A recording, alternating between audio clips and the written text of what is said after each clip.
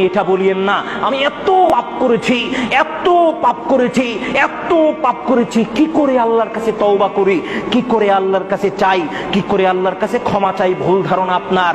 আল্লাহ আপনাকে সেটা বলেনি, আল্লাহ আপনাকে আশ্বাস দিয়েছে। শোনেন আল্লাহ আপনাকে কি বলছেন, আল্লাহ আপনাকে কি আশ্বাস দিয়েছেন। আল্লাহ আপনাকে লক্ষ্য করে বলছেন, ও হে আদম সন্তান শোন, তুই এমন অপরাধ করেছিস বন্ধু তোকে ফিরিয়ে দিয়েছে। আদম সন্তান শোন, এমন অপরাধ করেছিস তোর আহাল পরিবার তোকে ফিরিয়ে দিয়েছে। এমন অপরাধ করেছিস তোর দাদা দাদি তোকে ফিরিয়ে দিয়েছে। তুই এমন অপরাধ করেছিস তোর নানা নানি তোকে ফিরিয়ে দিয়েছে। তুই এমন অপরাধ করেছিস আহাল পরিবার বাড়ি থেকে বের করে দিয়েছে। তুই এমন অপরাধ করেছিস গ্রামের মানুষ তোকে বের করে দিয়েছে। তুই এমন অপরাধ করেছিস দেশের মানুষ তোকে বের করে দিয়েছে। তুই এমন অপরাধ করেছিস সমাজের মানুষ তোকে বের করে দিয়েছে। তুই এমন অপরাধ করেছিস সমাজের কোনো মানুষ তোকে ক্ষমা করছে না। তুই এমন অপরাধ করেছিস আহাল পরিবারের কেউ তোকে ক্ষমা করছে না। তুই এমন অপরাধ করেছিস সবচেয়ে স্নেহময়ী মানুষ তোর বাবা, যিনি তোকে সারা জীবন আগলিয়ে রেখেছে। এমন অপরাধ করেছিস বাবা তোকে ধিক্কার দিয়ে বাড়ি থেকে বের করে দিয়েছে। তুই এমন অপরাধ করেছিস সবচেয়ে মমতাময়ী মা, যে তোকে সারা জীবন আগলিয়ে রেখেছে, অবশেষে সে মাও তোকে ফিরিয়ে দিয়েছে।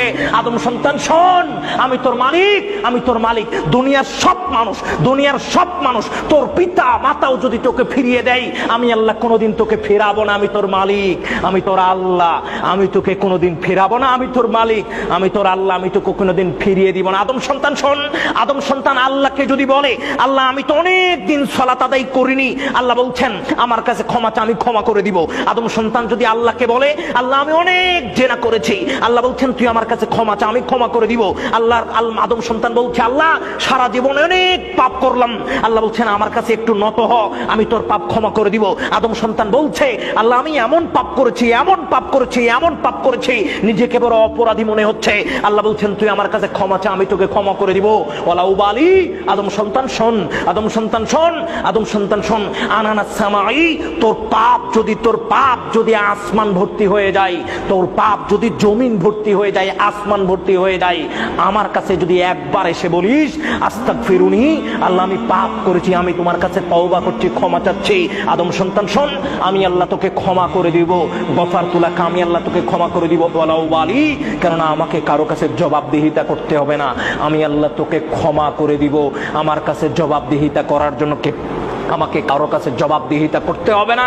যতই পাপ নিয়ে আদম সন্তান অনুতপ্ত হয়ে আল্লাহর কাছে যাক না কেন, চাক না কেন, আল্লাহ তার পাপগুলোকে ক্ষমা করে দিবেন। আমি আপনার কাছে আলোচনার শেষ অংশে এসে যেটা বলতে চাচ্ছি, দুনিয়ার এই স্তর থেকে বিদায় নেওয়ার পরে মানুষ যখন মৃত্যুবরণ করবে, মানুষের নিঃশ্বাস যতদিন আছে, আল্লাহর নবী বলছেন শোনো, আল ইয়াউমা আমালুন, আজকের দিন, অর্থাৎ নিঃশ্বাস যতক্ষণ মানুষের আছে ততক্ষণ মানুষ আমল করতে পারে। আল্লাহর নবী বলছেন আল ইয়াউমা আমালুন, আজকের দিন আমল করার দিন, ওয়ালা হিসাবা, আজকের দিন আল্লাহ কোনো হিসাব নিবেন না। নিঃশ্বাস যতক্ষণ আছে ততক্ষণ আল্লাহ আপনার হিসাব নিবেন না। আল্লাহর নবী বলছেন কিন্তু ওই দিন হিসাবুন ওয়ালা আমালা, সেই দিন শুধু হিসাবই নেওয়া হবে, আমলের সুযোগ থাকবে না। তাই নিঃশ্বাস যতক্ষণ আছে ততক্ষণ আমলের সুযোগ আছে, নিঃশ্বাস বন্ধ হলে আমলের সুযোগ নাই, নিঃশ্বাস বন্ধ হলে আমলের সুযোগ নাই।